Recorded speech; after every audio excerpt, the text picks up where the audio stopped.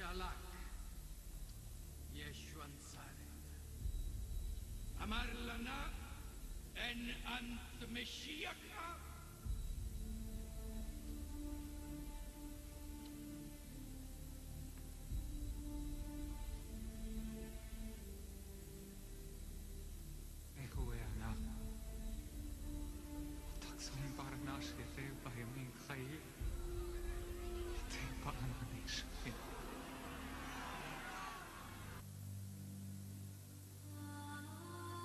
The message of Jesus Christ was a simple message. حضرت عیسیٰ علیہ السلام کا پیغام بہت سادہ He said to پیغام his people, جب لوگوں نے ان سے درخواست کی کہ اے راہب ہمیں عبادت کرنا سکھا دو تو انہوں نے کہا کہ میرا باپ آسمان پر ہے. Our Father انہوں نے یہ نہیں کہا کہ میرا باپ اور میں اس کے ساتھ آسمان پر ہوں. in heaven, اس کی عبادت کرو, hallowed اس کی be, تعریف کرو praise be, اور اس کے نام کا ورد کرو. not my میرے نام کا ورد نہیں بلکہ اس کے نام کا ورد کرو. thy kingdom come. اس کی حکومت ہے, My kingdom میری come. حکومت نہیں. Thy kingdom come.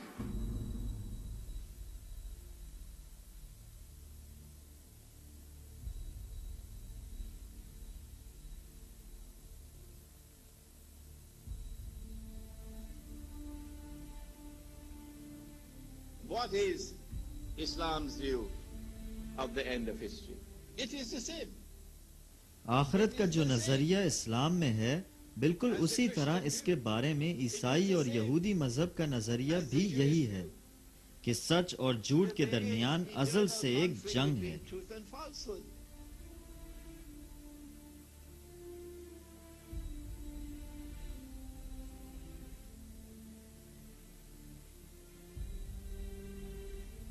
That final triumph of truth اور over آخر کار falsehood جھوٹ کو شکست ہوگی اور سچ کو فتح حاصل ہوگی. unfolding in the Holy Land. مقدس سرزمین پر ظہور پذیر ہونے والے واقعات میں بھی سچ غالب آئے گا.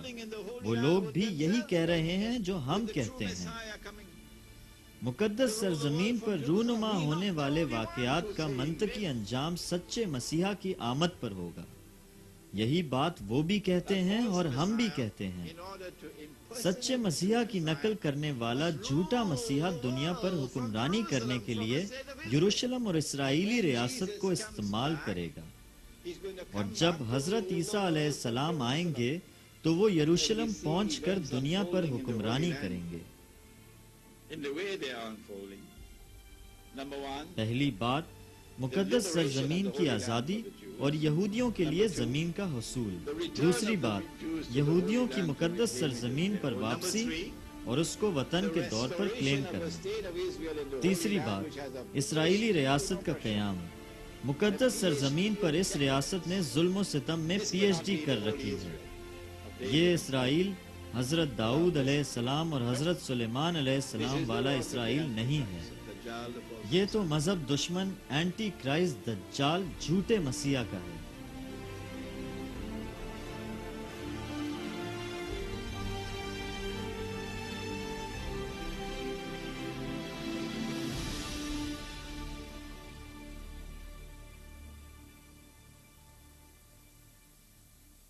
جو لوگ اقتدار پر قابض ہیں انہیں بھی ہمارے مسیحا اور امام مہدی کے بارے میں علم ہے، اور وہ لوگ ہمیں کمزور کرنے کے سلسلے میں اپنی کوششیں جاری رکھے ہوئے ہیں. ہمارے جذبات کو غیر اہم موضوعات کی طرف موڑا جاتا ہے. وہ اس لیے کہ جب ہمارے نجات دہندہ آئیں تو ہم ان کے گمراہ کرنے والے کرپشن کے سسٹم میں ڈوبے رہیں اور ہمیں ان کا علم ہی نہ ہو سکے. ان لوگوں نے اس بات کو یقینی بنایا ہے کہ جب ان کا جعلی مسیح دجال اس دنیا میں آئے تو حضرت امام مہدی اور حضرت عیسیٰ علیہ السلام کی فوج سے ان کی فوجیں زیادہ ہوں. آج کے دور میں جو عالمی سازش کی جا رہی ہے اس کا صرف ایک ہی مقصد ہے. وہ جنگیں جو ہو رہی ہیں، وہ امن معاہدے جو سائن کیے جا رہے ہیں، تجارتی بائیکاٹ، اقتصادی سسٹم کی تباہی، اسلام کے خلاف میڈیا کی جنگ، اندرون خانہ جو کام ہو رہا ہے اس کی خبر بھی سب کو ہے، غیر محسوس طریقے سے دیے جانے والے پیغامات، فرعونوں کے خفیہ علوم، پاپ میوزک کے ذریعے جادو اور شوبدہ بازی، انسان اور جنات کا اتحاد، آپ کے جسم، ذہن اور روح کی جنگ، یہ سب کچھ صرف ایک مقصد کے لیے کیا جا رہا ہے۔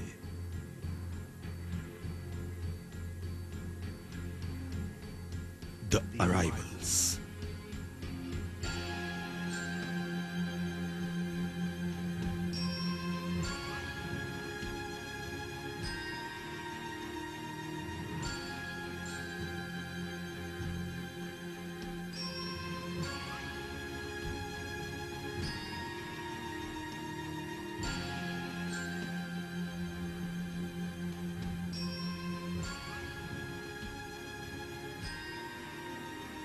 Dajjal will now attack.